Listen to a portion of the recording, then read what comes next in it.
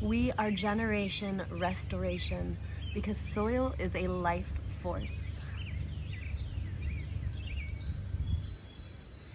There's so many microbe and organisms living in the soil, and the interesting thing is, if all of the insects disappeared tomorrow, the worms, all of the living organisms within the soil disappeared tomorrow, we would be gone as a species. The human race would be gone. And on the flip side, if all of the humans were gone tomorrow, the world would be just fine.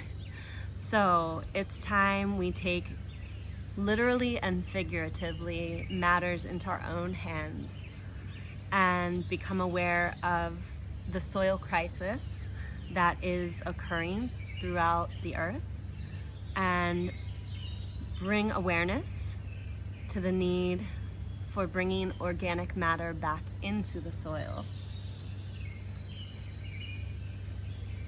So we are the generation for restoration.